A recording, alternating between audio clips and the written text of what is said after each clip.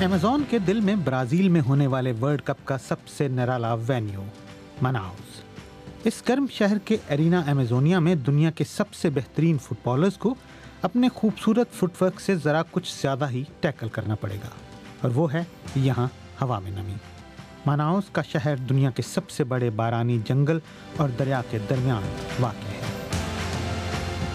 19ویں صدی کے ربڑ کے کاروبار کے عروج کے دور میں یہ اقتصادی ترقی کا گڑھ ہوا کرتا تھا۔ مناؤس اب بھی برازیل کے دوسرے حصوں سے کافی کٹا ہوا ہے، اور دنیا کے کسی بھی دوسرے شہر کی طرح اسے بھی ہائی ویز چاہیے، لیکن ایسی جگہ پر جہاں شہری زندگی اور قدرتی ماحول اس قدر جڑے ہوئے ہیں، مناؤس جانے والی واحد سڑک اس کا دریا ہی ہے۔ صدیوں سے مشہور ہے کہ دریائے ریو نیگرو کے پانی میں شیطانی قوتیں موجود تھیں، لیکن اب یہ دریا امید کی ایک کرن بھی ہے۔ یہاں علاج کے لیے اپاہج بچے گلابی ڈالفنز کے ساتھ تیرتے ہیں۔ اس علاج کو بوٹو تھراپی کہا جاتا ہے، اور یہ تجرباتی علاج ڈالفن کی قدرتی الٹرا ساؤنڈ سے ہوتا ہے۔ جب میں نے بوٹو تھراپی شروع کی اس وقت میں چل نہیں سکتا تھا، مجھے تیرنا نہیں آتا تھا۔ ڈالفنز میں زبردست توانائی ہوتی ہے، اور وہ یہ توانائی اپنی الٹرا ساؤنڈ کے ذریعے مجھ میں منتقل کر دیتی ہیں۔ یہ بڑی مددگار ثابت ہوئی ہے۔ میں اب چل سکتا ہوں۔ اب میری ریڑھ کی ہڈی لچکدار اور مضبوط ہو گئی ہے۔ اس نے مجھے ایک نئی زندگی عطا کی ہے۔ تقریباً 1/4 ایمیزون کے جنگلات پہلے ہی ختم ہو چکے ہیں۔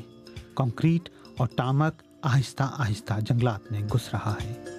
فرسٹ جنگل انفینٹری بٹالین جنگلات کے تحفظ کی فوج ہے۔ 25,000 افراد پر مشتمل یہ فوج تقریباً ملک کے آدھے سے زیادہ حصے کی نگرانی کرتی ہے۔ 20ویں صدی کے آغاز میں ربڑ کی صنعت کے زوال کے بعد مناؤس میں غربت بہت بڑھ گئی تھی، لیکن 60 کی دہائی میں یہاں ایک ٹیکس فری ڈسٹرکٹ بنائی گئی، جس سے ایک اہم صنعتی مرکز کا جنم ہوا۔ یہ فیکٹری 7 سال پہلے چین اور برازیل کے تعاون سے بنائی گئی تھی۔ یہاں برازیل اور ارد گرد کے ممالک سے لوگ کام کرنے آتے ہیں۔ ڈیزائن چین میں، تیار برازیل میں۔ یہاں کے لوگ اکثر کہتے ہیں کہ وہ ثقافتوں کے ملاپ پر بہت فخر کرتے ہیں، اور یہی چیز معیشت کو چلانے میں مدد دیتی ہے۔